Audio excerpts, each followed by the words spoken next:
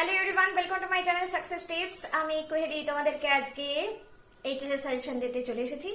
তোমরা আমাকে প্রচুর বার রিকোয়েস্ট করেছিলে যে এইচএস এর সাজেশন দিতে হবে, ম্যাম দিন। আমি বলেছিলাম দিয়ে দেব, কিন্তু সত্যি কথা বলতে দেখো, তোমরা তো জানোই ব্যাপারটা হচ্ছে আমি খুবই বিজি হয়ে গেছি, তো দিতে দেরি হলো। কিন্তু আমি বলবো এটা একদম লাস্ট মিনিট সাজেশন, যেখান থেকে তোমরা পড়লে আমি বলবো না 100% কমন পাবে, 100% কমন না পেলেও 80% কমন তোমরা পাবে। তবে আমি 1 মার্কসের সাজেশন বেশি দিতে পারবো না, কারণ 1 নাম্বারের এসিকিউ বা এমসিকিউ কোথা থেকে দেবে এটা বলা বড় মুশকিল। তবু কয়েকটা সাজেশন আমি দিয়ে দেব, আর 2 নাম্বার আর আমি দেব 5 নাম্বারের সাজেশন। দেখো তোমাদের যদি কোনো জায়গায় কোনো প্রবলেম হয় আমাকে অবশ্যই জানিও। আর যেটা যে তোমরা অবশ্যই ভিডিওটা দেখছো, আর আমি জানি তোমরা আমার পাশে আছো, তাই জন্য আমি এতদূর এগোতে পেরেছি, তোমাদেরকে অনেক থ্যাংক ইউ। চলো আমরা শুরু করছি। ফার্স্ট চ্যাপ্টার থেকে তোমাদের কোনো কোয়েশ্চেন আসছে না, সেকেন্ড চ্যাপ্টার থেকে কোয়েশ্চেন আসছে চাহিদা চাহিদা চাহিদা থেকে কত মার্কস আসছে। প্রথম চ্যাপ্টার থেকে যে কোশ্চেনটা আমি বললাম যে প্রথম চ্যাপ্টার থেকে কোনো কোশ্চেন আসছে না, সেকেন্ড চ্যাপ্টার থেকে কোশ্চেন আসছে।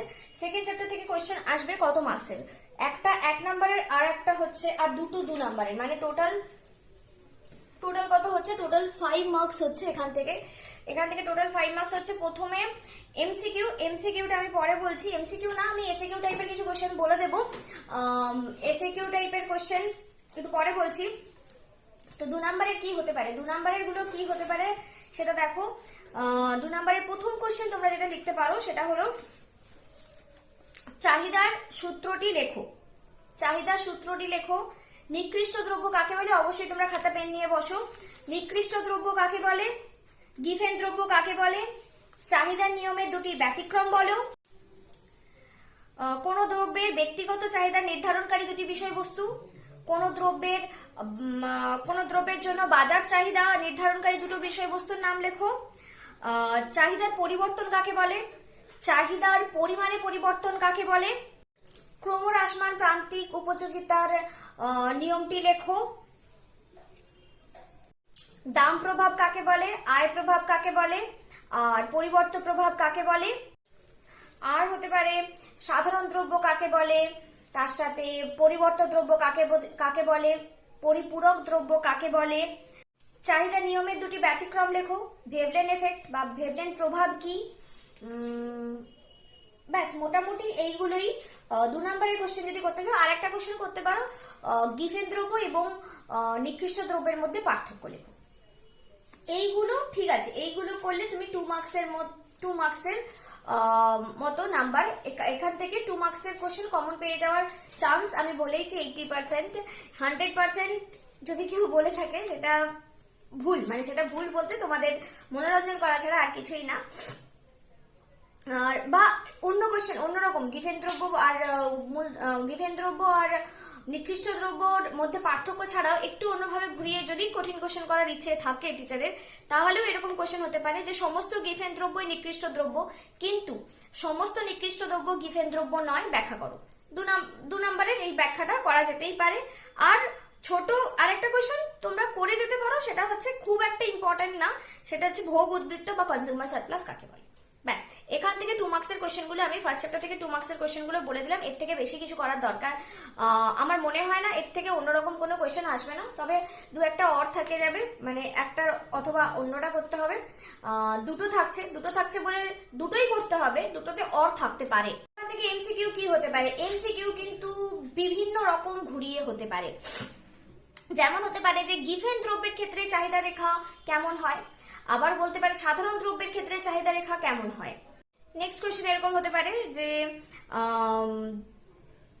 আয় প্রভাব ও পরিবর্ত প্রভাবের যোগফলকে ড্যাশ বলে। এখানে 4-5টা অপশন থাকতে পারে, উত্তরটা হবে দাম প্রভাব। তো এরকম ঘুরিয়ে প্রশ্ন দিতেই পারে। নিকৃষ্ট দ্রব্যের ক্ষেত্রে চাহিদা রেখা কেমন হয়, এটাও একটা কোশ্চেন হতে পারে। এছাড়াও আরো ছোটখাটো কোশ্চেন, মানে এখান থেকে 1 নাম্বারের এমসিকিউ বলাটা খুবই মানে কি বলবো মুশকিল, তবুও ঠিক আছে। যে তারপর যেটা বলতে পারে যে দুটো দ্রব্য দিয়ে দিল, ধরো চা আর কফি, এই দুটো দ্রব্য কি ধরনের দ্রব্য?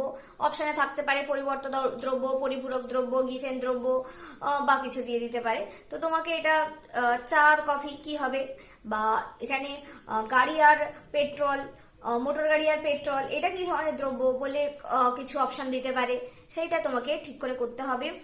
আর ধরো এরকম বলতে পারে যে কয়েকটা জিনিস দিয়ে দিল যে কোনটি ব্যক্তিগত চাহিদা নির্ধারণকারী বিষয়বস্তু নয়। এখানে বললো ধরো ব্যক্তিগত প্রয়োজন, ব্যক্তিগত আয়, ব্যক্তির আয়, ব্যক্তিগত প্রয়োজন, আর দ্রব্যের দাম, আর তার সঙ্গে দিল ধরো জনসংখ্যা। উত্তরটা তোমার জনসংখ্যা হবে, কারণ জনসংখ্যাটা কার মধ্যে পড়ে? জনসংখ্যাটা পড়ে বাজার চাহিদার একটা নির্ধারক বিষয়বস্তু।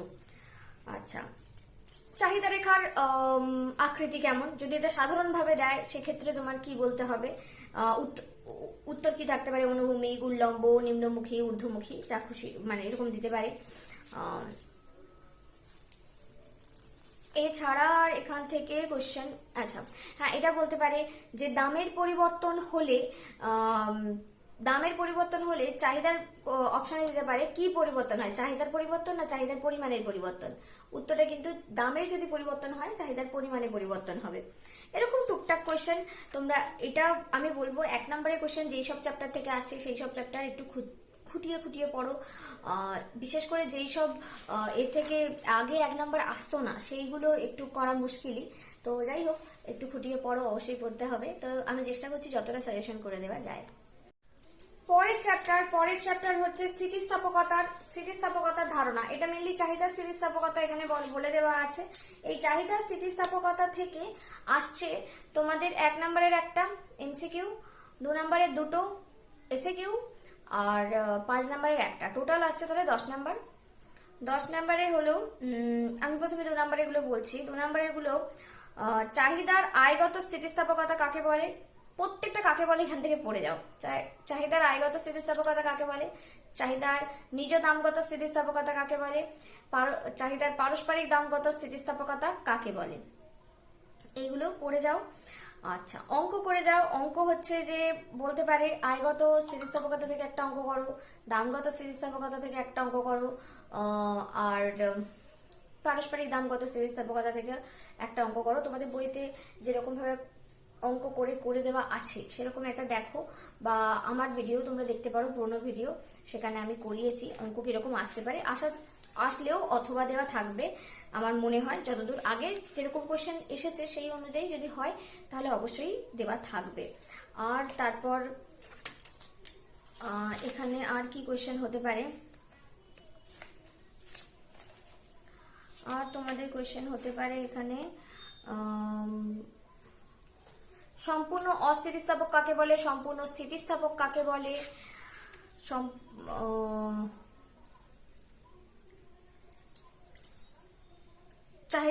চাহিদা স্থিতিস্থাপকতা কয় প্রকার, কি কি। আর এখানে আমি যেটা মার্ক করে রেখেছিলাম, গিফেন দ্রব্যের ক্ষেত্রে চাহিদার আয়গত স্থিতিস্থাপকতার মান কিরূপ হয়, গিফেন দ্রব্যের ক্ষেত্রে চাহিদার দামগত স্থিতিস্থাপকতার মান কিরূপ হয়, বিলাসবহুল দ্রব্যের ক্ষেত্রে দামগত স্থিতিস্থাপকতা কিরূপ হয়। এইগুলো মোটামুটি চাহিদা স্থিতিস্থাপকতা কাকে বলে এটাও একটা কোশ্চেন করতে পারো, তো খুব একটা ইম্পর্টেন্ট না এটা। তো এইগুলো 2 নম্বরের কোশ্চেন হিসেবে করতে পারো। এবার দেখো, এবার আর কি কোশ্চেন হতে পারে? এখান থেকে হতে পারে যে একক স্থিতিস্থাপকতার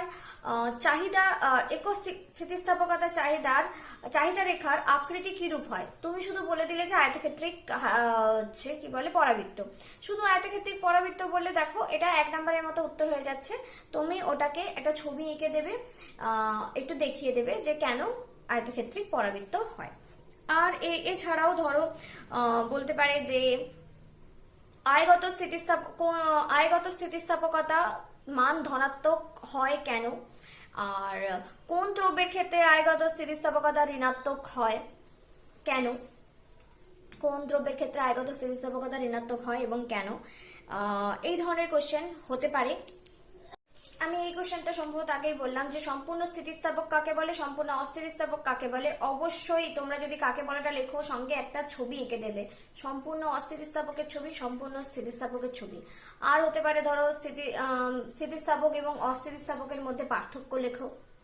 আচ্ছা, আগে কোনো বছর এই চ্যাপ্টার থেকে 5 নম্বরের কোশ্চেন আসেনি। 5 নম্বরের কোশ্চেন যদি হয় কেমন হবে দেখো, এই কোশ্চেনগুলো অন্যান্য ধরো অন্যান্য বোর্ডে যে কোশ্চেনগুলো ইম্পর্টেন্ট সেই রকম কোশ্চেন বুঝেই আমি কয়েকটা ইম্পর্টেন্ট কোশ্চেন বলে দিচ্ছি। সেটা হচ্ছে যে চাহিদার স্থিতিস্থাপকতা নির্ধারণকারী বিষয়বস্তুগুলি কি কি, এটা হতে পারে। আর হতে পারে চাহিদা স্থিতিস্থাপকতার গুরুত্ব লেখো, চাহিদা স্থিতিস্থাপকতার গুরুত্ব লেখো। এছাড়াও হতে পারে চাহিদা স্থিতিস্থাপকতার গুরুত্ব লেখো। চাহিদা স্থিতিস্থাপকতা কয় প্রকার, কি কি। আর তারপর এখানে আর যে কোশ্চেনটা সেটা হচ্ছে চাহিদার বিন্দুস্থ স্থিতিস্থাপকতার পরিমাপ করো। তবে আমি বলবো এই কোশ্চেনটা তুমি বই থেকে যদি বুঝতে পারো ভালো, যদি অপশন কিছু না থাকে সেক্ষেত্রে তোমার করাটা মুশকিল, এটাই করতে হবে। আর অপশন যদি থাকে আমি বলবো অন্য কোশ্চেন অ্যাটেন্ড করো, এই কোশ্চেনটা অ্যাটেন্ড করার প্রয়োজন নেই। কারণ কোশ্চেনটা যদি তোমার মনে হয় কনফিডেন্স থাকে যে তুমি লিখতে পারবে, ভালো করে লিখতে পারো। কিন্তু যেহেতু আমি বেশিরভাগ স্টুডেন্টের কাছ থেকে এই কমপ্লেনটা পেয়েছি লিখতে পারছে না, আমি দেখেছি ভালো করে লিখতে পারে না, সেক্ষেত্রে তোমার যদি মনে হয় যে না আমি এটা লিখতে পারবো না ভালো করে, তখন ছেড়ে দিয়ে অন্য কোশ্চেন মানে এর অপশনে যেটা থাকবে সেই কোশ্চেন লেখার চেষ্টা করো, ঠিক আছে। আচ্ছা, আর এখানে আমি যেটা দেখছিলাম চাহিদা স্থিতিস্থাপকতার গুরুত্ব বললাম। আচ্ছা, চাহিদা রেখার সঙ্গে চাহিদা স্থিতিস্থাপকতার সম্পর্ক কি, এটা আমি তোমাদের করিয়েছি। তোমরা যদি আগের ভিডিও না দেখে থাকো অবশ্যই দেখো। আর এইগুলোই ঠিক আছে। এবার যদি এই 5 নাম্বারটাকে ছোট ছোট ভাগে ভাগ করে তাহলে তো সুবিধাই হবে। 2 আর 3 যেগুলো 2 নাম্বারে বললাম ওই কোশ্চেনগুলো করো, ওইগুলো 2 আর 3 জন্য ঠিক আছে। এবার আয়গত স্থিতিস্থাপকতা থেকে একটু ঘুরিয়ে কোশ্চেন যেমন হতে পারে, সেটা হচ্ছে যে কোন কোন ক্ষেত্রে আয়গত স্থিতিস্থাপকতাতে কোন দ্রব্যের জন্য স্থিতিস্থাপকতা কিরূপ, এইরকম একটা কোশ্চেন হতে পারে। তো সেটা তোমরা একবার দেখে যেও। ব্যাস, মোটামুটি এটাই ঠিক আছে। বা চাহিদা দামগত স্থিতিস্থাপকতা ঋণাত্মক হয় কেন, এই প্রশ্নটাও হতে পারে। মোটামুটি আমি তোমাদেরকে বললাম যে 5 মার্কসের কি ধরনের কোশ্চেন হতে পারে। এবার এই চ্যাপ্টার থেকে আমি এটা বলছিলাম যে এমসিকিউ আসবে। এমসিকিউ কি এমসিকিউ আসবে সেটা বোঝা বড় মুশকিল। এখান থেকে আসবে এমসিকিউ, কিন্তু আমি এমসিকিউ টাইপ করে বলছি না, এসিকিউ টাইপ করে বলছি যে একটা ওয়ার্ডে উত্তর দেওয়া যাবে সেরকম কোশ্চেন বলে দিচ্ছি।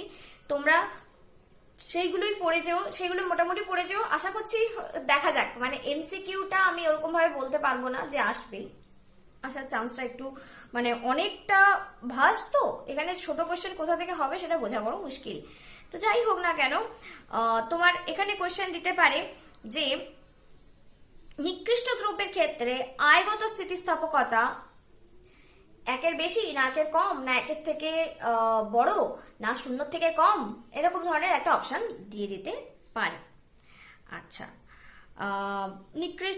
নিকৃষ্ট দ্রব্যের ক্ষেত্রে হলো। এবার বলছে যে সাধারণ দ্রব্যের ক্ষেত্রে আয়গত স্থিতিস্থাপকতার মান কিরূপ হয়, এটা দিতে পারে। আচ্ছা, তারপর বিলাসবহুল দ্রব্যের ক্ষেত্রে আয়গত স্থিতিস্থাপকতার মান কিরূপ হয়। অতি প্রয়োজনীয় বা একান্ত প্রয়োজনীয় দ্রব্যের ক্ষেত্রে আয়গত স্থিতিস্থাপকতার মান কিরূপ হয়। এই কোশ্চেনগুলো অবশ্যই, এই জায়গাটা অবশ্যই ভালো করে দেখে যেও, এখান থেকে কোশ্চেন আসতেই পারে। মানে এমসিকিউ যেহেতু আসবে তো এখান থেকে এরকম কোশ্চেন আসতেই পারে। এরপরে হচ্ছে পারস্পরিক দামগত স্থিতিস্থাপকতা। তো বললো যে দুটি দ্রব্যের মধ্যে পারস্পরিক দামগত স্থিতিস্থাপকতা 0 হলে দ্রব্য দুটির মধ্যে সম্পর্ক কি। একটা দিল পরিপূরক, একটা দিল পরিবর্ত, আর একটা দিল দ্রব্য দুটির কোনো সম্পর্ক নেই, আর একটা দিল যে এইগুলোর মধ্যে কোনোটিই নয়, বা এইগুলি সবকটাই, এরকম কিছু একটা অপশনে দিয়ে দিল। তো কোনটা হবে তোমরা এটা বুঝে লিখবে। আচ্ছা, আর এখানে তারপরে পরিপূরক দ্রব্যের ক্ষেত্রে পারস্পরিক দামগত স্থিতিস্থাপকতা মান কিরূপ হয়। পরিপূরক হলো বা পরিবর্ত দ্রব্যের ক্ষেত্রে আয়গত এই পারস্পরিক দামগত স্থিতিস্থাপকতা কিরূপ হয়, এটা দিতে পারে। আচ্ছা, নিজ দামগত স্থিতিস্থাপকতার ক্ষেত্রে কি হতে পারে, এখানে বিভিন্ন কোশ্চেন হতে পারে যে যখন একের থেকে বেশি হয় তখন তাকে কি ধরনের স্থিতিস্থাপক বলা হবে, একের থেকে কম হলে তাকে কি ধরনের স্থিতিস্থাপক বলা হবে, শূন্যর সঙ্গে সমান হলে কি ধরনের স্থিতিস্থাপক বলা হবে, আর স্থিতিস্থাপকতার মান অসীম হলে তাকে কি বলা হবে। আবার উল্টো করে বলতে পারে যে কোন দ্রব্যের চাহিদা স্থিতিস্থাপক হলে তার মান কিরূপ হবে। আবার বলতে পারে যে কোন দ্রব্যের চাহিদা স্থিতিস্থাপকতা অস্থিতিস্থাপক হলে তার মান কিরূপ হবে, সম্পূর্ণ স্থিতিস্থাপক হলে তার কি মান হবে, সম্পূর্ণ অস্থিতিস্থাপক হলে তার কি মান হবে।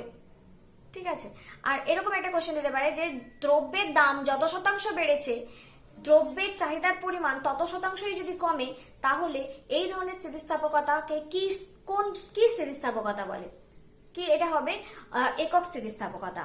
তারপর একক স্থিতিস্থাপকতার চাহিদা রেখা কি রূপ হয়, এটা আমি 2 নম্বরের কোশ্চেন একটা বলেছিলাম, 1 নম্বরের কোশ্চেন হিসেবেও আসতে পারে। 1 নম্বরের কোশ্চেন বলাটা খুবই মুশকিল, যেটা বলছিলাম। আচ্ছা, এখানে আরো এরকম ধরনের কোশ্চেন হতে পারে যে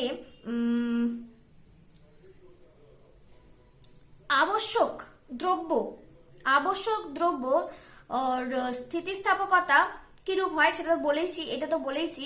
আচ্ছা, মাছ, ধরো বললো যে মাছের স্থিতিস্থাপকতা কিরূপ, মাছ মানে স্থিতিস্থাপক না অস্থিতিস্থাপক। পরের চ্যাপ্টার হলো উৎপাদন তত্ত্ব থেকে আবারও 10 নাম্বার আসবে, যেটা আমি বলবো চাহিদা স্থিতিস্থাপকতা থেকে অ্যাটেন্ড করা বেশি সহজ, কারণ 1 নাম্বার আছে, 2 নাম্বার দুটো আছে, আর 5 নাম্বার একটা আছে। তো 1 নাম্বার ভুল হলেও 2 নাম্বার দুটো তুমি যাই লেখো না কেন, একটু যদি মোটামুটি ঠিকঠাক হয়, একেবারে উল্টোপাল্টা লিখে দিয়ে চলে আসলে তা নয়, মোটামুটি ঠিক হলে দুটো 2 মার্কসের জন্য তুমি এক পেয়ে যেতেই পারো।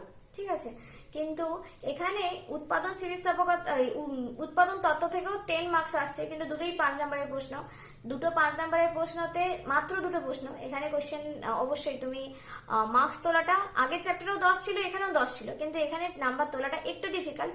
তবে এই চ্যাপ্টারটা, তার উপর এই চ্যাপ্টারটা একটু অন্যরকম, একটু তো কঠিন, নিশ্চয়ই কঠিন বলবো না, কারণ তোমরা ক্লাস 11 এই সম্পর্কে আইডিয়া নিয়ে এসেছো, তারপরে ক্লাস 12 পড়ছো।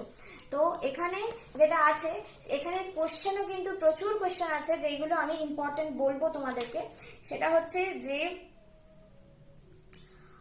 মোট ব্যয়, গড় ব্যয় এবং প্রান্তিক ব্যয়ের মধ্যে চিত্র সহ সম্পর্ক আলোচনা করো।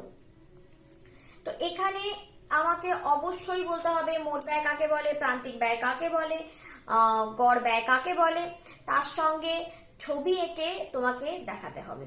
ঠিক আছে, আর সম্পর্কগুলো অবশ্যই বলতে হবে। আচ্ছা, কোন স্তরে উৎপাদন করা সব থেকে ভালো এটি ব্যাখ্যা করো, চিত্র সহ ব্যাখ্যা করো, এটাই বলতে পারে, বা এমনিও বলতে পারে যে ব্যাখ্যা করো। তো ব্যাখ্যা যদি করতে বলেই দেয়, তোমাকে ছবিটা আঁকতে হবে, ছবিটা এঁকেই ব্যাখ্যা করতে হবে। তো তোমরা অনেকে বলো কই ছবিটা আঁকার কথা বলেনি, কেন আঁকবো না, আঁকতে হবে। আচ্ছা, এর পরের কোশ্চেন যেটা হতে পারে, ল অফ ভ্যারিয়েবল প্রপোর্শনস, পরিবর্তনীয় অনুপাতের নিয়মটি ব্যাখ্যা করো। খুব ইম্পর্টেন্ট কোশ্চেন এটা নয়, এটা খুব একটা ইম্পর্টেন্ট কোশ্চেন নয়, কিন্তু আগের দুটোই ছিল খুব ইম্পর্টেন্ট কোশ্চেন। এবার হলো যে গড় উৎপাদন এবং প্রান্তিক উৎপাদনের মধ্যে সম্পর্ক লেখো। আমি বলবো গড় উৎপাদন প্রান্তিক উৎপাদনের মধ্যে সম্পর্ক ভালো করে পড়ে যাও, গড় রেভিনিউ প্রান্তিক রেভিনিউ এর মধ্যে সম্পর্ক পড়ে যাও, গড় ব্যয় প্রান্তিক ব্যয়ের মধ্যে সম্পর্ক পড়ে যাও। এই জিনিসটা একদম ভালো করে পড়ে যাও, যে কোনো একটা আসবেই আসবে, যে কোনো একটা কি দুটোও দিতে পারে, 5 নম্বরে হোক 2 নম্বরে হোক, আসার চান্স একদম হাইলি চান্স, 90% চান্স, 90 কি 95% চান্স একটা কোশ্চেন আসার চান্স রয়েছে। আমি যেটা বলছিলাম একটু আগে যে উৎপাদনের 3টি স্তর যেটা বলছিলাম সেটা তো বলে দিলাম, ছাড়ো। আচ্ছা, এবার যেটা হলো যে আর একটা খুব খুব খুব ইম্পর্টেন্ট কোয়েশ্চেন, সেটা হচ্ছে মাত্রা বৃদ্ধি প্রতিদানের নিয়মটি ব্যাখ্যা করো। Law of returns to scale, এখানে তোমাদের বইতে যেটা হ্যাপাজার্টলি করা আছে, আমি সেটা তো আমার স্টুডেন্টদেরকে করিয়ে দিয়েছিলাম, যে ছোট ছোট অঙ্ক করে দেখিয়ে দিয়েছিলাম যে কি হতে পারে, কি রকম হতে পারে। তো তোমরা অবশ্যই দেখে যেও। আর দুটো এইগুলো তো রয়েছে। আর বৃহৎ উৎপাদনের ব্যয় সংকোচ বলতে কি বোঝো? এটির কয়েকটি ব্যয় সংকোচের মানে কিভাবে ব্যয় সংকোচ হয় সেটা দিতে পারে। তো আমি এই কটা খুব বেশি কোশ্চেন বললাম না, তবে যেহেতু 10 না 2টো আসবে, তাই বেশি হয়ে গেছে কোশ্চেন বলা, কিছু করার নেই। তবে এই জায়গাটা আমি বলবো, এই চ্যাপ্টারটা তোমরা কিন্তু শুধু পড়ে নয়, লিখে প্র্যাকটিস করো, কারণ এই চ্যাপ্টার থেকে লিখতে গিয়ে ভুল হওয়ার চান্স সব থেকে বেশি। তো মোটামুটি ধরো এগুলো পড়ে গেলে তুমি 10 নাম্বার পেয়ে যাবে। বৃহদায়তন উৎপাদনের সুবিধা অসুবিধা এই দুটোই তোমরা করে যাও। আমি তোমাদেরকে একটা কথা বলি, যে তোমরা যখন সুবিধা অসুবিধা পড়বে যে কোনো জিনিসের, ইকোনমিক্স এর ক্ষেত্রে মেইনলি, অন্য সাবজেক্টের কথা বলতে পারবো না, ইকোনমিক্সে যেইগুলো তোমরা সুবিধা বলে পড়বে সেইগুলোই অসুবিধা বলে লিখতে পারবে। শুধু লেখাটার সময় একটু খেয়াল রাখতে হবে অসুবিধা কি হতে পারে। সুবিধা যখন বলতে গিয়ে তোমার মনে বুঝতে পারবে যে এটা সুবিধা, কিন্তু এটা অসুবিধাও রয়েছে। তো সেই রকমই বেশিরভাগ ক্ষেত্রে কি হয়, সুবিধা আর অসুবিধার পয়েন্টগুলো সেমই হয়ে যায়, কিন্তু ভেতরে লেখার জায়গাটা একটু প্যাটার্নটা চেঞ্জ করতে হয়। তো যাই হোক, এখানে কোশ্চেনগুলো আমি বলে দিলাম, এখান থেকে 5 মার্কসের আসছে, 5 মার্কসের কোশ্চেনগুলো আমি বলে দিলাম। পরের চ্যাপ্টার হচ্ছে উৎপাদন ব্যয়। উৎপাদন ব্যয় থেকে আমাদের আসছে, আমাকে দেখে বলতে হবে, 1 নাম্বার মানে এমসিকিউ 2টো, এসএকিউ 1টা, আর 2 নাম্বারের প্রশ্ন 2টো। 2 নাম্বারের প্রশ্নগুলো আমি আগে আলোচনা না, 2 নাম্বারের প্রশ্ন একটা, 2 নাম্বারের প্রশ্ন আসছে একটা। আমি 2 নাম্বারের প্রশ্নগুলো আগে বলে দিচ্ছি, যে স্থির ব্যয় কাকে বলে, উদাহরণ দাও। পরিবর্তনীয় ব্যয় কাকে বলে, উদাহরণ দাও। স্থির ব্যয় পরিবর্তনীয় ব্যয়ের মধ্যে পার্থক্য লেখো। আচ্ছা,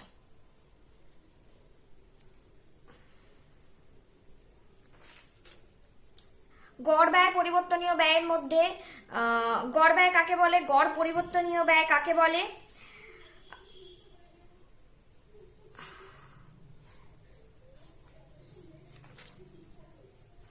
প্রান্তিক ব্যয় গড় ব্যয়ের মধ্যে সম্পর্ক আমি আগেই বলেছি, প্রান্তিক ব্যয় গড় ব্যয়ের মধ্যে সম্পর্ক আমরা আগের চ্যাপ্টারে আগের চ্যাপ্টারে আমি বলতে গিয়ে বলেছিলাম এই জিনিসটা করবে। তাছাড়া এখানে বলবে যে মোট ব্যয় রেখার আকৃতি কিরূপ হয়। মোট ব্যয় রেখার আকৃতি আমি যেটা বলে দিচ্ছি, প্রথমে অবতল পরে উত্তল। আচ্ছা, মোট ব্যয় রেখা কোন রেখার দর্পণে প্রতিফলিত প্রতিবিম্ব, এটা হচ্ছে 1 নম্বরে আসা উচিত। যাই হোক, আচ্ছা, মোট ব্যয় রেখা থেকে গড় ব্যয় রেখা কিভাবে আঁকা যায়, বা মোট ব্যয় রেখা থেকে প্রান্তিক ব্যয় রেখা কিভাবে অঙ্কন করা যায়, এটা শুধুমাত্র একটা ছবি এঁকে দিয়ে মুখে বলে দিই না, লিখে দিলেই হবে, যে ওইটুকু লিখে দিলেই হবে, যে কিভাবে হচ্ছে সেটা দেখাতে লাগবে না। শুধুমাত্র ধরো আমাকে বললো যে মোট ব্যয় রেখা থেকে প্রান্তিক গড় ব্যয় রেখা কিভাবে অঙ্কন করা যায়। মোট ব্যয় রেখার যে কোনো বিন্দু থেকে মূল বিন্দুতে একটি সরলরেখা অঙ্কন করলে ওই সরলরেখার যে ঢাল হয় সেই ঢালই হয় প্রান্তিক না, হচ্ছে গড় ব্যয় রেখার ঢাল। গড় ব্যয় রেখার ঢাল। এবার ওই ঢালগুলো যতগুলো আসছে, মানে প্রত্যেকটা পয়েন্টে আমরা যদি ঢালগুলো মেজার করি, ঢালগুলো পরিমাপ করি, তাহলে আমরা গড় ব্যয় রেখা আঁকতে পারবো। বা প্রান্তিক ব্যয় রেখার ক্ষেত্রেও এইরকম ভাবে তোমাদের বইতে স্কাই কালারের বোল্ড করে লেখা আছে, সেখান থেকে তোমরা দেখতে পারো। মোট ব্যয় রেখা এবং কি বলে স্বল্পকালীন মোট ব্যয় রেখা এবং হচ্ছে স্বল্পকালীন ব্যয় এবং দীর্ঘকালীন ব্যয়ের মধ্যে সম্পর্ক লেখো। দীর্ঘকালীন ব্যয় কেন স্বল্পকালীন ব্যয়ের থেকে বেশি হতে পারে না। এবার 1 নম্বরের কোশ্চেন, আমি এমসিকিউ এসএকিউ আমি এসএকিউ এর মতো করেই যাতে একটা ওয়ার্ডে লেখা যায় সেরকম ধরনের কোশ্চেন বলছি। দেখো, বলতে পারে যে সময়কাল অনুযায়ী উৎপাদন ব্যয়কে কয় ভাগে ভাগ করা যায়, কি কি। টিভিসি কার্ভের মানে টোটাল ভ্যারিয়েবল মোট পরিবর্তনীয় ব্যয় রেখার আকৃতি কিরূপ, মোট স্থির ব্যয়ের আকৃতি কিরূপ, গড় স্থির ব্যয়ের আকৃতি কিরূপ, গড় ব্যয়ের আকৃতি কিরূপ, গড় পরিবর্তনীয় ব্যয়ের আকৃতি কিরূপ। তারপর বলতে পারে যে AC and ABC, AC and ABC মানে গড় ব্যয় এবং গড় পরিবর্তনীয় ব্যয়ের মধ্যে দূরত্ব দূরত্ব ক্রমশ কি হতে থাকে, বাড়তে থাকে না কমতে থাকে। ঠিক আছে। আর তোমার এখানে হতে পারে বলতে পারে গড় ব্যয় যদি বাড়ে, তাহলে গড় ব্যয়ের সঙ্গে প্রান্তিক ব্যয়ের সম্পর্ক কি হয়, গড় ব্যয় যদি কমে তাহলে প্রান্তিক ব্যয়ের সঙ্গে গড় ব্যয়ের সম্পর্ক কিরূপ হয়, গড় ব্যয় যদি স্থির থাকে প্রান্তিক ব্যয় এবং গড় ব্যয়ের মধ্যে কি সম্পর্ক হয়, এরকম ভাবে কোশ্চেন আসতে পারে। আচ্ছা, আমি তো বললাম এএফসি কার্ভ কিরূপ হয়, এটা খুবই ইম্পর্টেন্ট কোশ্চেন যে এএফসি কার্ভ কিরূপ হয়, গড় স্থির ব্যয় রেখা আকৃতি কিরূপ হয়, এটা খুব খুব খুবই ইম্পর্টেন্ট কোশ্চেন। আচ্ছা, গড় আরেকটা বলছিলাম যে টিসি মানে হচ্ছে টোটাল কস্ট মানে হচ্ছে মোট ব্যয় রেখা কোন রেখার দর্পণে প্রতিফলিত প্রতিবিম্ব হয়, মোট ব্যয় রেখার আকৃতি কিরূপ হয়। আমি যেটা আগে এটা ইংলিশে যেটাকে বলছে, দেখো why can the long run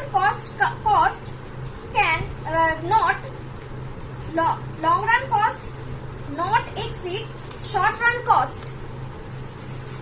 বাংলাতে আমরা বলবো কেন দীর্ঘকালীন ব্যয় কখনোই স্বল্পকালীন ব্যয় অপেক্ষা বেশি হতে পারে না। এটা তোমরা উত্তরটা পাবে 74 পেজে। যারা বাংলা বই জয়দেব সরকার ব্যবহার করো সেটা পাবে 74 পেজে। আর যদি ইংলিশে আমি বলে দিচ্ছি, এটা আছে 5.9, 5 নম্বর চ্যাপ্টারের 5.9 এ গিয়ে পাবে, যেখানে লেখা আছে relation between short run cost and long run cost. ব্যাপারটা বোঝো, শর্ট রান কস্ট এসআরসি, এখানে কি হচ্ছে শর্ট রান কস্ট, এসসিও লিখতে পারো, ঠিক আছে, এসসিও লিখতে পারো। এখানে কি থাকবে, শর্ট রানের মানেটা কি ছিল বা স্বল্পকালের মানে কি ছিল, শর্ট রানের মানে জিজ্ঞেস করেছি, স্বল্পকালের মানে জিজ্ঞেস করেছি, যেখানে স্থির উপাদানও থাকবে, ফিক্সড ইনপুটও থাকবে আর ভ্যারিয়েবল ইনপুটও থাকবে, তাই তো।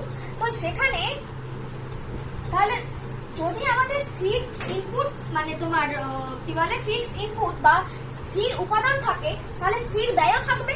তার মানে সেখানে থাকছে একটা ফিক্সড কস্ট, সঙ্গে একটা কি থাকছে পরিবর্তনীয় ব্যয়, একটা পরিবর্তনীয় উপাদান থাকবে, পরিবর্তনীয় ব্যয় থাকবে। কিন্তু লং রান কস্টে বা দীর্ঘকালীন ব্যয় কি হচ্ছে, শুধুই মাত্র পরিবর্তনীয় ব্যয়। তাই জন্যই এটা কোনটা বেশি হওয়া উচিত, এখানে শুধু ভিসি আর এখানে ভিসির সঙ্গে এফসি যোগ করা আছে, তাহলে কোনটা বেশি হবে, শর্ট রানটাই বেশি হবে। বোঝা গেছে জিনিসটা, বোঝা গেছে। তো আমরা এখানে লিখবো বলতে আমি তোমাদেরকে একবার বলেই দিচ্ছি যে কারণটা এখানে যেটা লিখেছে, দেখো তোমাদের বইতে কারণ বলে লেখা আছে দীর্ঘকালে সব উপাদানই পরিবর্তনশীল এবং উপযুক্ত ব্যবস্থা গ্রহণের মাধ্যমে দীর্ঘকালীন ব্যয় কমানো সম্ভব। এই জায়গাটা মার্ক করো, কারণ বলে লেখা আছে। যারা জয়দেব সরকেল ব্যবহার করো তারা লেখো। আর এর মনে দিবা জয়দেব সরকেল, ও তাহলে লিখে নাও, আমি বলে দিচ্ছি। লেখো দীর্ঘকালীন ব্যয় স্বল্পকালীন ব্যয় অপেক্ষা বেশি হতে পারে না, কারণ দীর্ঘকালে সব উপাদানই পরিবর্তনশীল,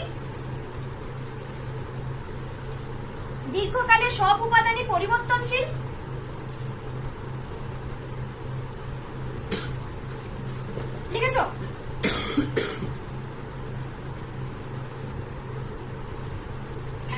দীর্ঘকালে সব উপাদানই পরিবর্তনশীল এবং উপযুক্ত ব্যবস্থা গ্রহণের মাধ্যমে দীর্ঘকালীন ব্যয়কে কমানো সম্ভব। কিন্তু স্বল্পকালে স্থির উপাদানের সাথে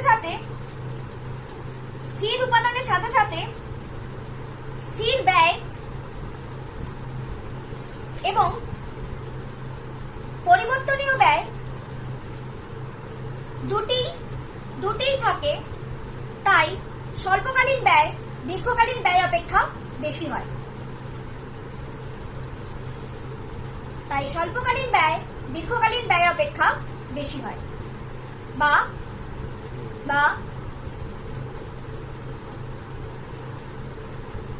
দীর্ঘকালীন ব্যয় কখনোই, না এটা লিখতে লাগবে না, ছেড়ে দেবে, বা দিয়ে আর লিখতে লাগবে না। আচ্ছা তোমরা এটা লিখে দিতে পারো, স্বল্পকালীন ব্যয় ইজ ইকুয়াল টু স্থির ব্যয় প্লাস পরিবর্তনীয় ব্যয়, আর দীর্ঘকালীন ব্যয় ইজ ইকুয়াল টু শুধুমাত্র পরিবর্তনীয় ব্যয়। আমি বহুবার এই জিনিসটা বলেছি যে পরের কোশ্চেনটা লেখো, এসি এবং এমসি রিলেশন মানে গড় ব্যয় এবং প্রান্তিক ব্যয়ের মধ্যে সম্পর্ক লেখো। এই জিনিসটা আমি বহুবার বলেছি, শুধুমাত্র গড় ব্যয় বলে না, গড় হচ্ছে কি বলে শুধুমাত্র ব্যয়ের জায়গা দাঁড়ায়, উৎপাদন তত্ত্বতেও বলেছি, রেভিনিউতেও বলেছি।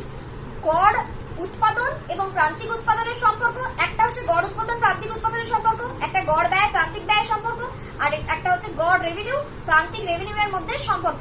এই তিনটের মধ্যে একটা 2 নম্বরে আমার মনে হয় আসবে, এটা আমার ধারণা।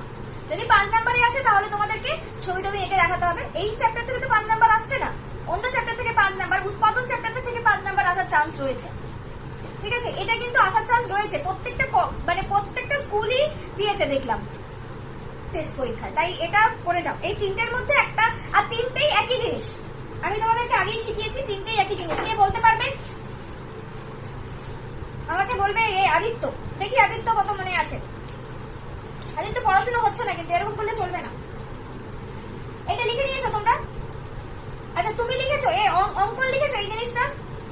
যখন আনসারটা লিখবে এই জিনিসটা একটু ছোট্ট করে এমন ভাবে লিখবে যেন টিচারের চোখে পড়ে। টিচার তখন ভাববে কি, বাহ ছেলেটা তো বেশ কনসেপ্টটা ক্লিয়ার, শুধুমাত্র গদগদ করে পড়ে আসেনি। বুঝেছো কি বলছি? টিচাররা এগুলো দেখলে খুশি হয়। ঠিক আছে, আচ্ছা নেক্সট আমি কোশ্চেনটা কি বলেছি লিখেছো? এই জায়গাটাতে আমি কি বললাম,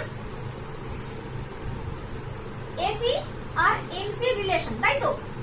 যদি এসি বাড়ে তাহলে এসি এমসি রিলেশন বলবে, যদি এসি সেম থাকে তাহলে এসি আর এমসি রিলেশন বলবে, যদি এসি কমে তাহলে এসি আর এমসি এর রিলেশন বলবে। যদি এসি ফলস করে তাহলে এমসি না, এটা কি হবে? এমসি বড় হবে, তাই তো? এটা ইজ ইকুয়াল টু হবে এটা, বাস। এইটা লিখলেই তুমি তো 2 মার্কস পাবে না, কিন্তু এটা লিখবে। আমি তোমাদেরকে বারবার বলি এইরকম জিনিসটা দেখাবে, যত টিচারের এই ধরনের জিনিসগুলো চোখে পড়ে ভালো লাগে, টিচারের ভালো লাগা থাকে। কি লিখবে? উত্তর কি হচ্ছে? উত্তর হচ্ছে যদি গড় ব্যয় বাড়ে তাহলে গড় ব্যয় প্রান্তিক ব্যয়ের থেকে কম হয়, 1 নম্বর। 2 নম্বর হচ্ছে যদি গড় ব্যয় একই থাকে তাহলে প্রান্তিক ব্যয় এই গড় ব্যয় প্রান্তিক ব্যয়ের সঙ্গে সমান হয়, আর যদি গড় ব্যয় কমে তাহলে কি হবে, গড় ব্যয় প্রান্তিক ব্যয়ের থেকে বেশি হয়। ঠিক আছে, ছোট করে রিভিশনও হয়ে যাচ্ছে আর সঙ্গে কি বলে ইম্পর্টেন্ট কোশ্চেনও বলা হয়ে যাচ্ছে।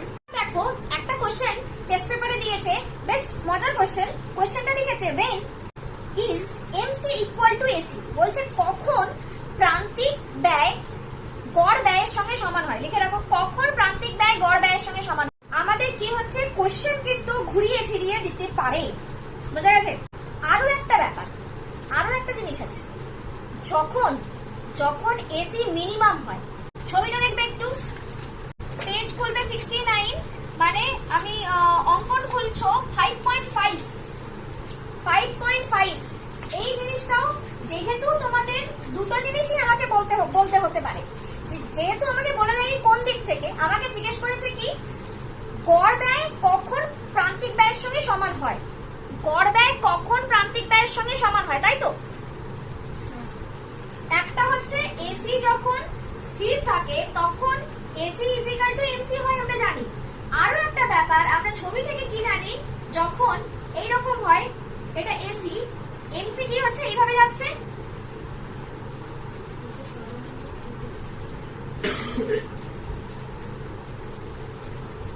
এমসি যখন এটা এসি যখন সর্বনিম্ন তখন এসি ইজিক্যাল টু এমসি হয়। এই জিনিসটাও লিখে রাখো। যখন যখন প্রান্তিক প্রান্তিক প্রান্তিক বলছি গড় ব্যয় সর্বনিম্ন হয়, তখন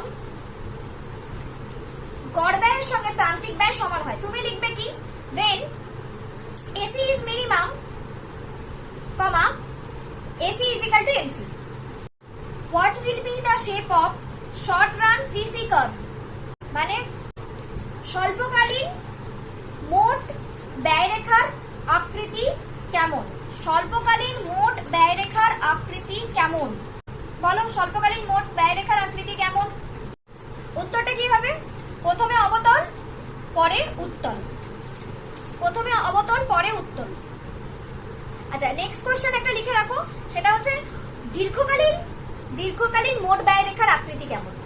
যখন তোমাকে এই ধরনের কার্ভের কথা বলবে, যেহেতু 2 মার্কস আছে, তুমি একটা লাইনে উত্তর দিয়ে দিলে, তুমি ধরো একটা লাইনে উত্তর দিলে, কিন্তু তোমার পরের জন বা তোমার আগের জন হয়তো একটা লাইনে উত্তরও দিয়েছে, সঙ্গে ছবি এঁকে দিয়েছে, অবশ্যই তাকে 2 দেবে আর তোমাকে 1 দেবে।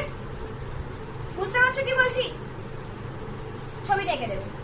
আমি জিজ্ঞেস করেছি long run total cost curve দেখতে কেমন, বলো। এটা হবে মূল বিন্দুগামী ঊর্ধ্বমুখী সরল রেখা, মূল বিন্দুগামী ঊর্ধ্বমুখী সরল রেখা। দেখো, upward rising straight line going through the origin. এবার বলেছে এখানে টিবিসি রেখার আকৃতি কেমন? what will be the shape of TBC curve? what will be the shape of TBC curve? TBC রেখার আকৃতি কেমন? সবাই পারবে। টিসি কার্ভের আকৃতি যেমন, টিবিসি কার্ভের আকৃতিও তেমন। তার মানে প্রথমে অবতল পরে উত্তল, তাই তো? what is average cost? what is average cost? দেখো, what is the shape of TBC, TFC, AC, ABC, AFC, MC, TC, LTC, LAC, LMC। কোনটা কোনটা জানো না বলে মনে হচ্ছে, বলো। আচ্ছা, প্রথম কার্ভ কোনটা বলেছি? প্রথমে টিবিসি। টিবিসি হলো প্রথমে অবতল পরে উত্তল, এটা টিবিসি। প্রথমে অবতল পরে উত্তল। তারপরেরটা টিএফসি। টিএফসি কেমন? টিএফসি কেমন? অনুভূমিক অক্ষের সঙ্গে সমান্তরাল। টিএফসি হচ্ছে অনুভূমিক অক্ষের সঙ্গে সমান্তরাল। অবশ্যই যদি কোনো শেপ বলে দেয় যে কোনটা শেপ কেমন, অবশ্যই ছবি দিয়ে দেবে একটা, ঠিক আছে? আচ্ছা, এসি, তারপরটা কি দিয়েছি? এসি। এসি কেমন?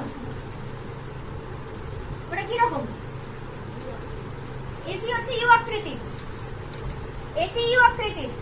তারপরটা কি বলেছিলাম? এবিসি। এবিসি ও ইউ আকৃতি। এবিসি ও ইউ আকৃতি, বুঝি? তারপরটা কি ছিল? এবিসি তো এএফসি। এএফসি, হ্যাঁ এএফসি। হ্যাঁ এএফসি। সরি, আগেরটা হালকা ছিল, এটা মাথায় পড়লে না আমার মাথা একদম যাবে। এটা নতুন, পুরোনোটা শ্বশুর বাড়ি নিয়ে চলে গেছে। বড় আছে, এটা পেছন দিকেও লেখা যায়। দেখ কত কি জানে। আরে চলো। এফসি দেখতে কেমন? নিম্নমুখী না, এটা বলবো আয়তক্ষেত্রিক পরাবৃত্ত। এই কোশ্চেনটা আসার চান্স খুব বেশি। আয়তক্ষেত্রিক পরাবৃত্ত। আচ্ছা, ও লিখবে রেক্ট্যাঙ্গুলার হাইপারবোলা। আচ্ছা, আগেরগুলো তুমি লিখেছো? আগেরগুলো লিখেছো? কি বলে নামটা কি জানো? অঙ্ক। টিবিসি হচ্ছে, টিবিসি ফার্স্টে কনভেক্স, কনকেভ পরে কনভেক্স। টিবিসি হচ্ছে কনকেভ, ফার্স্টে কনকেভ পরে কনভেক্স, ঠিক আছে? টিএফসি হচ্ছে parallel to horizontal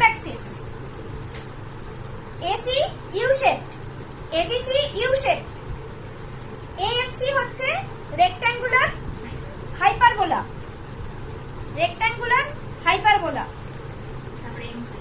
MC, MCO হচ্ছে ইউ, এমসিও হচ্ছে ইউ, বা এটাকে যদিও অনেকে বলে, বাংলাতে অনেকে বলে ছাতার বাটের মতো কিছুটা, এরকম হয়, এরকম হয় বলে এটাকে ছাতার বাটের মতো বলা হয়, কিন্তু দরকার নেই, কি বলে ইউ আকৃতি বললেই যথেষ্ট। You shape. তারপর একটা টিসি, টিসি টিবিসি একই দেখতে, কি লিখবো? আচ্ছা, টিসি যদি বলে, টিসি কখনোই কিন্তু কি হবে না, অরিজিন থেকে উঠবে না। কোথা থেকে উঠবে? ওপর থেকে একটু, ফার্স্টে কনকেভ, পরে কনভেক্স, প্রথমে অবতল, পরে হ্যাঁ। তারপর একটা কি?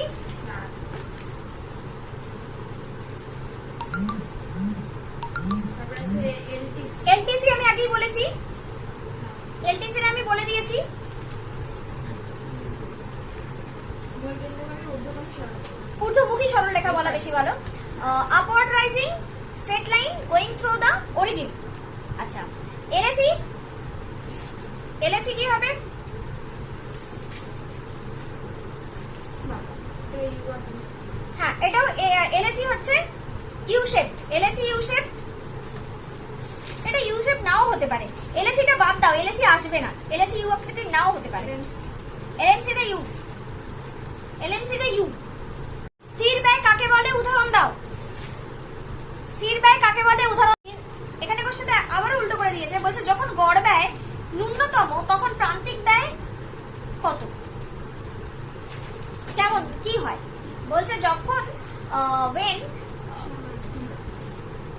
কার সঙ্গে সমান হয়? না না, আমি আগে এই কোশ্চেনটা ইংলিশে বলে দিই।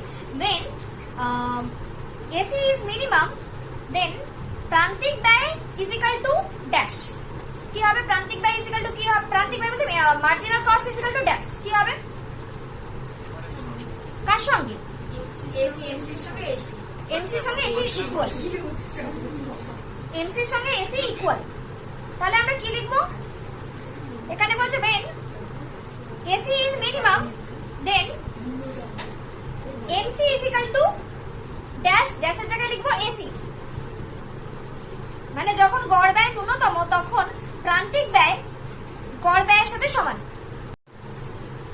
দেখো, প্রান্তিক ব্যয় কাকে বলে? What is marginal cost? কেমন দেখতে হচ্ছে? দুটোই সেম, এলএসি এলএমসি দেখতে দুটোই সেম। কি হচ্ছে? হরিজন্টাল অ্যাক্সিসের সাথে প্যারালাল বা অনুভূমিক অক্ষের সঙ্গে সমান্তরাল। এবার এক নম্বরের কোশ্চেন, এক নম্বরের কি আসবে? এমসিকিউ, এমসিকিউ একটা আসবে, এসিকিউ একটা আসবে। এমসিকিউ গুলো তোমরা বইতে যা আছে, তোমাদের জয়দেব সরকারের পেছনে যা আছে ওগুলো করে যাও। আশা করছি এমসিকিউ তো ওইভাবে আর সাজেশন দেওয়া যাবে না, দেখো পুরো বই খুঁটিয়ে না পড়লে হবে না, ঠিক আছে? এমসিকিউ এসিকিউ এর জন্য তবুও আমি বলবো জয়দেব সরকারের বইয়ের পেছনের দিকে যা যা আছে করে যাও। তারপরে যদি এক্সট্রা কিছু কোশ্চেন থাকে আমি কয়েকটা বলে দিচ্ছি। এএফসি দেখতে রেক্ট্যাঙ্গুলার হাইপারবোলা, ঠিক না ভুল?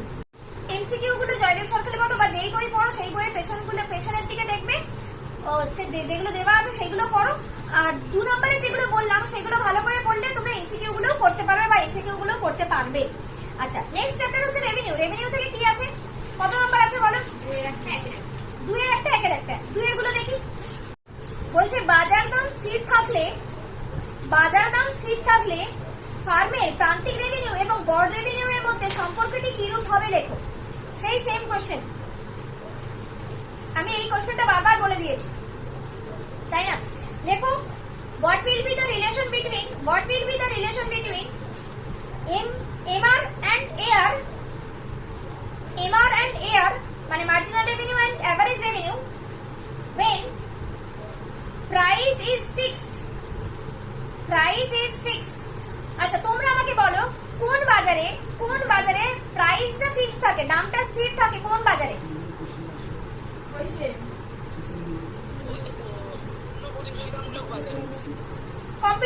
কম্পিটিটিভ মার্কেটে কি থাকে? তখন কি হচ্ছে? বাজার দামটা হচ্ছে স্থির থাকে।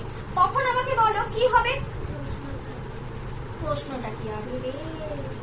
বাজার দাম স্থির থাকলে গড় রেভিনিউ প্রান্তিক রেভিনিউ সম্পর্ক সমান হবে। হ্যাঁ, এটা কি হচ্ছে? উত্তরটা যেহেতু 2 মার্কসের একটু অন্যরকম ভাবে বলাটা আমার মনে হয় বেশি ভালো। দেখো এখানে ধরো তোমরা এই ছোট্ট একটা ছক করতেও পারো, নাও করতে পারো। সেটা হলো কি, ধরো আমি লিখলাম এটা কিউ মানে কোয়ান্টিটি, কতটা পরিমাণ বিক্রি করছি, এটা লিখলাম দাম, এটা লিখলাম রেভিনিউ, এটা অ্যাভারেজ রেভিনিউ, আর এটা হচ্ছে প্রান্তিক রেভিনিউ। ঠিক আছে, ঠিক আছে। এবার 1 2 3 4 দামটা ফিক্সড, দামটা আমি নিয়ে নিলাম 10 10 10 10। তাহলে এটা কি হয়ে যাবে, টোটাল রেভিনিউ মানে কি, total revenue is equal to Q into P. তাহলে কি হচ্ছে 10 20 30 40। Average revenue is equal to TR by Q. TR by Q করলে 10 বাই 1 10, 20 বাই 2 10, 30 বাই 3 10, 40 বাই 4 10। এমআরটা কি হবে, এমআরটা is equal to TR N বা মাইনাস টিআর এন মাইনাস 1, তাই তো? মানে নিচেরটা থেকে উপরেরটা মাইনাস, প্রথমটা কিছু বাদ দাও, পরেরটা কি হবে 20 মাইনাস 10 10, 30 মাইনাস 20 10, 40 মাইনাস 30 10। ওকে, তাহলে আমাদের কি হচ্ছে, চট করে এই ছকটা দেখানোটা খুব একটা ডিফিকাল্ট কিছু নয়। আমরা এখান থেকে দেখতেই পাচ্ছি কি হচ্ছে, AR is equal two MR। বোঝা গেছে?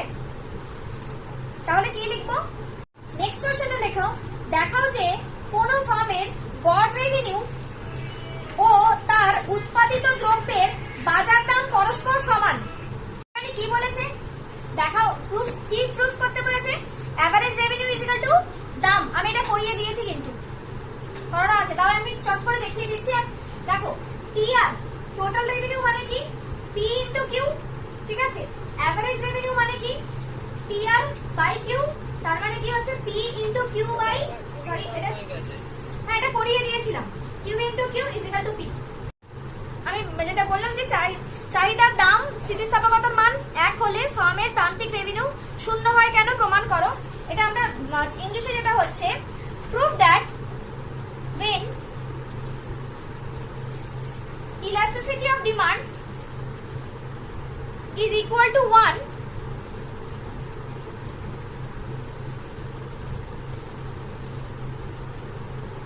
then MR is equal to 0। MR is equal to 0, এটাও আমি চট করে দেখিয়ে দিচ্ছি। দেখো MR is equal to হয় AR into 1 minus 1 by elasticity। ঠিক আছে, তো আমাকে কি বলে দিয়েছে, ইলাস্টিসিটি কত, ইলাস্টিসিটি 1, তার মানে 1 minus 1 by 1। তাহলে এটা কত হবে, AR into 1 minus 1। তাহলে AR is equal to 0 is equal to 0, MR is equal to কি হয়ে গেল 0। ব্যাস এইটুকু প্রুফ করলে যথেষ্ট। শুধু এখানে একটা লিখে দেবে, we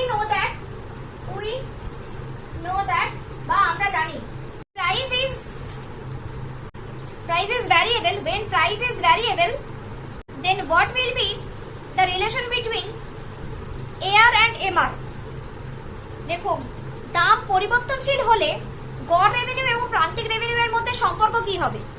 বলছে এখানেও শেপগুলো জেনে রাখো, এই চ্যাপ্টারেও তোমরা শেপগুলোকে জেনে রাখো, কোন রেখা দেখতে কেমন। লেখো টিআর, তারপরে AR MR, TR AR MR। রেখার আকৃতি কেমন হয়, রেখার আকৃতি কেমন হয়। 1 নম্বর লিখবে, রোমান 1 দিয়ে লেখো, যখন বাজার দাম স্থির। 2 নম্বর লিখবে, যখন বাজার দাম পরিবর্তনশীল। ইংলিশটা বলে দিই, what is the shape of TR AR MR, TR AR MR। এর মধ্যে 1 লিখবে, when price is fixed, when market price is fixed। 2 নম্বর লিখবে, when market price is variable, মানে দুটোর সময় কেমন বলবো? দুটোর সময়। হ্যাঁ, লেখো এয়ার রেখা কি বললাম? মূল বিন্দুগামী উত্তল হলে মূল বিন্দুগামী, মূল বিন্দুর দিকে, মূল বিন্দুগামী নয়, মূল বিন্দুর দিকে উত্তল হলে এমআর রেখা কিরূপ হবে? ঠিক উল্টো কোশ্চেনটাও লিখে রাখো। এয়ার রেখা মূল বিন্দুর দিকে মূল বিন্দুর দিকে অবতল হলে, মূল বিন্দুর দিকে অবতল হলে এমআর রেখা কিরূপ হবে? তুমি লিখবে what is the shape of MR curve, what is the shape of MR curve when air is convex to the origin। আবারও সেম কোশ্চেন, শুধু লাস্টেরটা কি হবে? Air curve concave to the origin লেখা হলে বলবে আমায়। when P is equal to MR is equal to air, when P is equal to MR is equal to air, কখন P is equal to MR is equal to air? এটা উত্তরটা, এই কোশ্চেনটা কিন্তু অন্যরকম ভাবে লেখানো অলরেডি আছে। দাম যখন স্থির থাকে P is equal to MR is equal to air হয়। ঠিক আছে, আচ্ছা, এয়ার কমা এমআর কমা ই এর মধ্যে সম্পর্ক দেখাও। দেখো এমআর কমা এয়ার এমআর কমা ই এর মধ্যে সম্পর্ক লেখো। Relation between, write the relation between average revenue, marginal revenue, average revenue comma marginal revenue comma elasticity. লেখো Y air is greater than MR when in why air is greater than MR in non competitive market। থেকে দু number আসবে, একটা SQ একটা MCQ, দুটোই হচ্ছে কি এক নম্বরে, তাই তো? দুটোই এক নম্বরের হওয়ার জন্য মুশকিলটা কি? মুশকিলটা হচ্ছে আমরা ওরকম ভাবে বলতে পারবো না যে মানে কোশ্চেন ওইভাবে বলা যাবে না। তবে আমি তোমাদেরকে বলবো যে জয়দেব সরকারের বইয়ের পেছনের দিকে যেগুলো দেওয়া আছে সেগুলো করো। যেমন এখান থেকে আমরা টুকটাক ছোট ছোট কোশ্চেন আমি ইম্পর্টেন্ট হিসেবে বলতে পারি, সেটা হলো মুনাফা চ্যাপ্টার, তাই তো?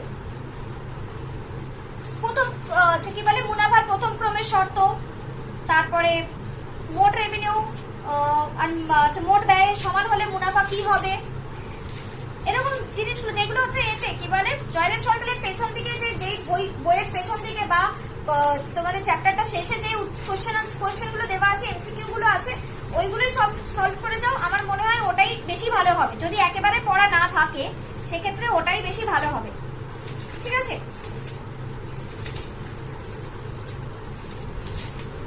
তারপরে ধরো ব্রেক ইভেন পয়েন্ট কাকে বলে? ব্রেক ইভেন পয়েন্ট কাকে বলে মানে না লাভ না ক্ষতির বিন্দু কাকে বলে? শাটডাউন পয়েন্ট কাকে বলে? উৎপাদন বন্ধের বিন্দু কাকে বলে? তারপর হচ্ছে কি বলে মুনাফার কি বলে মুনাফা সর্বাধিকরণের শর্তগুলো কি কি? এই জায়গাগুলো থেকেই কোশ্চেন আসে। ঠিক আছে, দেখো যেই চ্যাপ্টারগুলো থেকে শুধুমাত্র এক নাম্বার মানে মার্কস 1, সেটা এসকিউ হোক এমসিকিউ হোক, সেই রকম কোশ্চেন আসছে, তোমরা যেটা করবে তোমাদের কাছে যে টেস্ট পেপার আছে সেই টেস্ট পেপারটা সলভ করবে।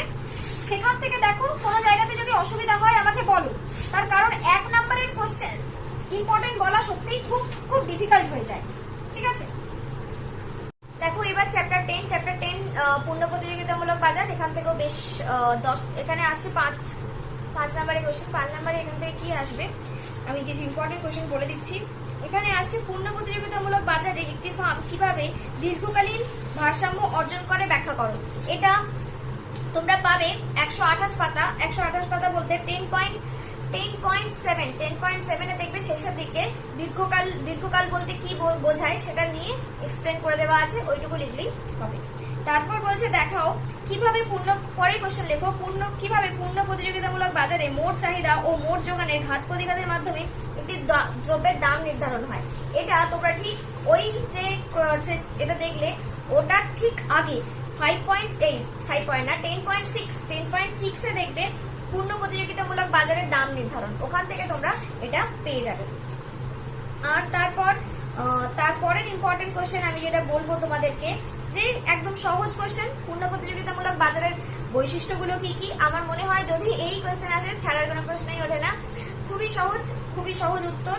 তোমরা ক্লাস 11-এও পড়েছো, 12-এও পড়েছো। তারপর বলেছে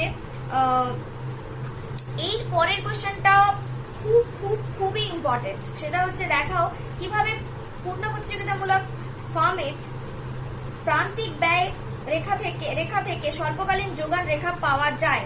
প্রান্তিক ব্যয় রেখা থেকে কিভাবে স্বল্পকালীন যোগান রেখা পাওয়া যায়, এটা আছে তোমাদের 123 পাতায়। এটা 123 পাতায় আছে, দেখবে ওখান থেকে তোমরা করতে পারবে। আর এখানে ইম্পর্টেন্ট কোশ্চেন বলতে যেটা আছে আমি তোমাদেরকে বলতে পারি, আমার যেটা মনে হয় ইম্পর্টেন্ট কোশ্চেন, পূর্ণ প্রতিযোগিতামূলক বাজারে একটি ফার্মের স্বল্পকালীন ভারসাম্য কিভাবে অর্জিত হয় ব্যাখ্যা করো। এই কোশ্চেনের আনসারটা একটু বড়, কিন্তু তোমাকে একদম দেখাতে হবে। এটা তোমরা মার্জিনাল কস্ট, মার্জিনাল রেভিনিউ আর মার্জিনাল কস্ট এই দুটো কার্ভ দিয়ে দেখিয়ে দিতে পারো। মানে টোটাল রেভিনিউ আর টোটাল কস্ট দিয়ে না দেখালেও চলবে।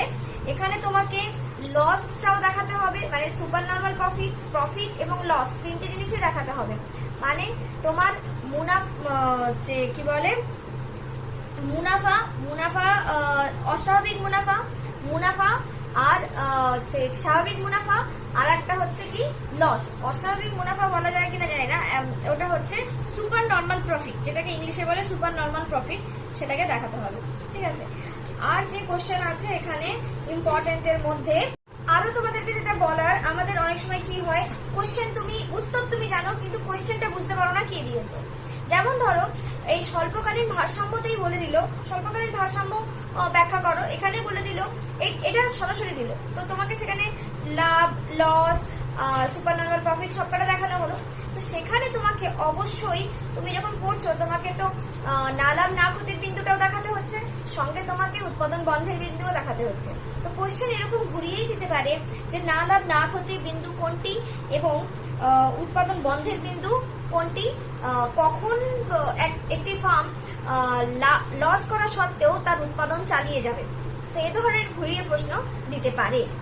অন্যটাও হতে পারে যে কখন ফার্ম আর উৎপাদন করবে না। বুঝেছো?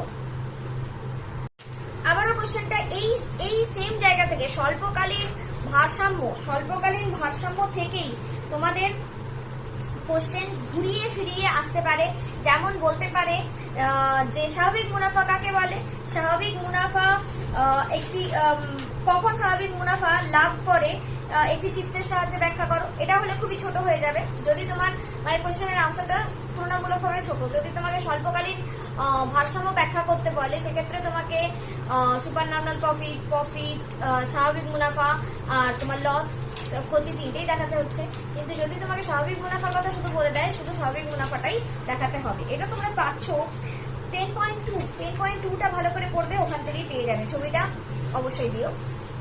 এবার আরো একটা জিনিস যেটা বলার, যে পূর্ণ প্রতিযোগিতামূলক বাজারে বৈশিষ্ট্য লেখো। এটা আমি বলেছিলাম, উত্তরটা আছে 117 পাতা 10.1।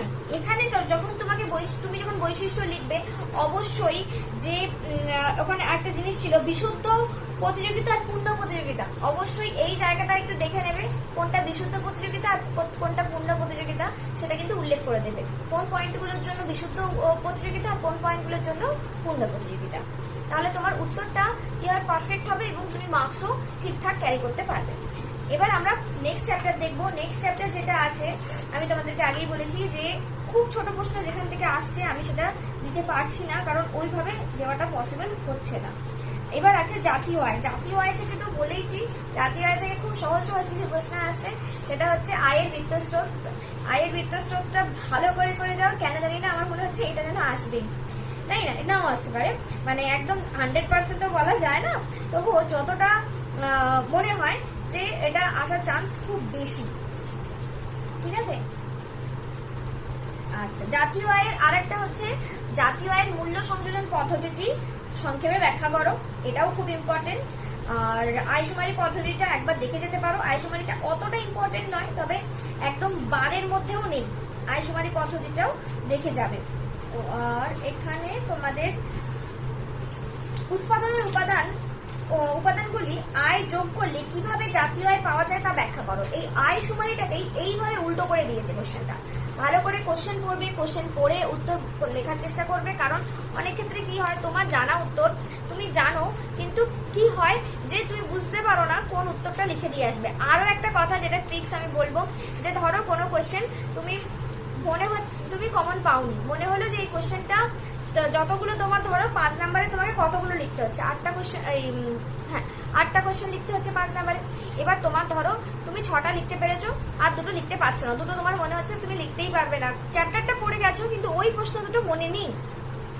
তো সেক্ষেত্রে আমি তোমাদেরকে বলবো ওই চ্যাপ্টার থেকে যা পড়ে গেছো, যেটুকু মনে আছে সেইটুকুই লিখে দিয়ে আসার চেষ্টা করো। যে চ্যাপ্টারটা সম্পর্কে তোমার কোনো আইডিয়া নেই, তুমি পড়েই যাওনি, আলাদা কথা, কিন্তু এমন নয় যে তুমি ছেড়ে দিয়ে চলে আসবে। ধরো তোমাকে দিয়েছে পূর্ণ প্রতিযোগিতামূলক বাজারের দীর্ঘকালীন ভারসাম্য, কিন্তু তুমি পড়ে গেছো দাম নির্ধারণ, তো দাম নির্ধারণটাই লিখে দিয়ে এসো, ঠিক আছে? মানে আমি এটা মানে অ্যাজ আ টিচার এটা একদম বলা উচিত নয়, কিন্তু আমি তোমাকে কেন বলছি কথাটা, যে অনেক ক্ষেত্রেই তুমি হয়তো জানোই না যে উত্তর কোনটা, কোশ্চেনটা বুঝতে পারছো না, কিন্তু উত্তরটা তোমার মুখস্থ আছে, উত্তরটা অন্য কোশ্চেন ভেবে তুমি পড়ে গেছো, কিন্তু কোশ্চেন হয়তো পরীক্ষার হলে ঘুরিয়ে দিয়েছে, একেবারে তোমার বোধগম্যের বাইরে দিয়ে দিয়েছে। তো সেক্ষেত্রে তুমি কি করবে?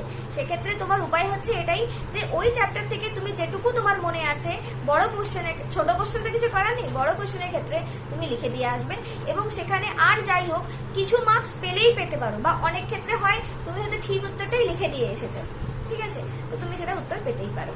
এবার আমরা দেখবো নেক্সট কি কোশ্চেন আছে।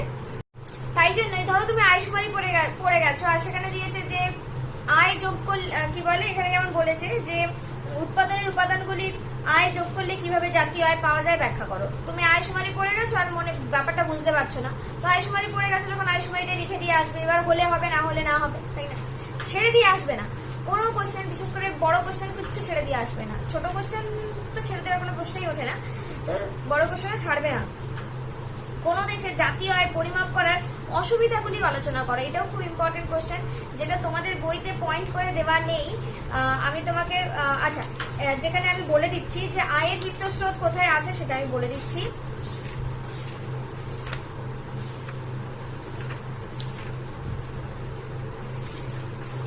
আয়ের বৃত্তস্রোত আছে 14.1 পেজ নাম্বার 82।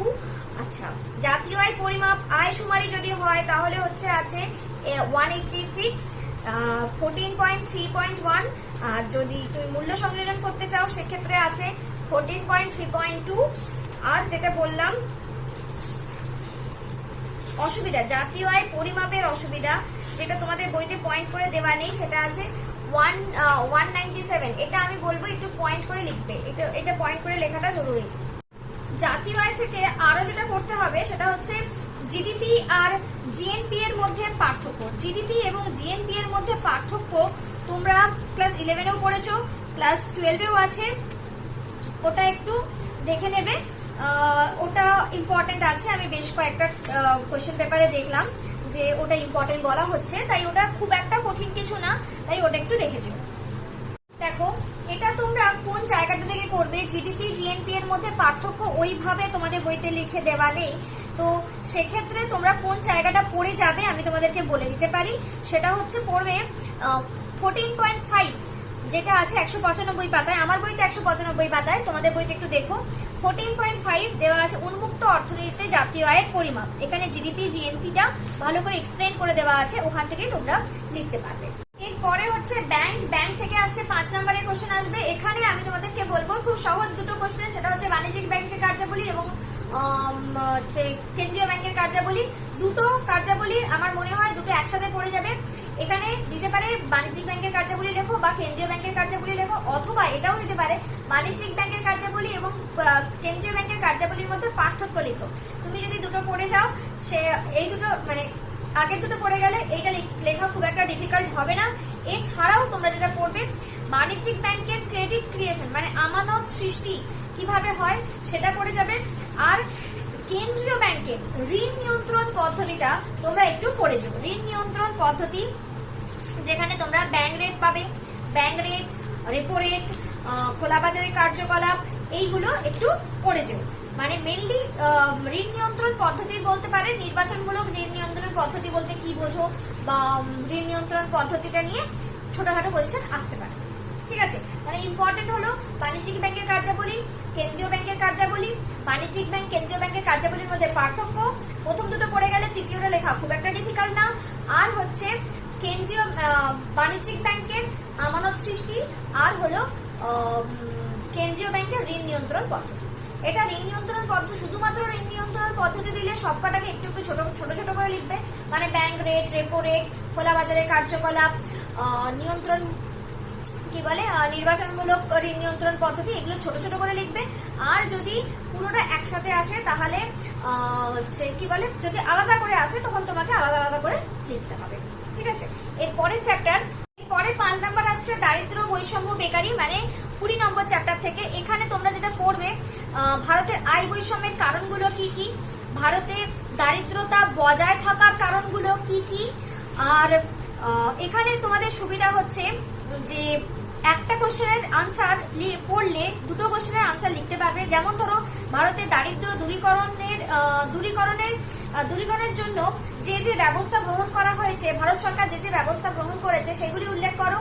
এখানে এটাই তোমরা লিখতে পারবে যে বেকারত্ব দূর করার জন্য ভারত সরকার কি কি ব্যবস্থা গ্রহণ করেছে সেটাও এটা থেকে লিখে দিতে পারবে।